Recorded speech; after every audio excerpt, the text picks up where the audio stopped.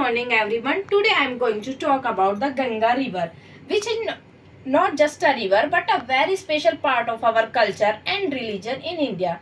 The Ganga river starts high up in the Himalayas at a place called Gangotri and flows through many cities before reaching the Bay of Bengal. There is a story that says King Bhagirath prayed for many years to bring the Ganga from heaven to earth. Lord Shiva helped by catching the river in his hair so it would not flood the earth. That's why we call the Ganga holy and pure.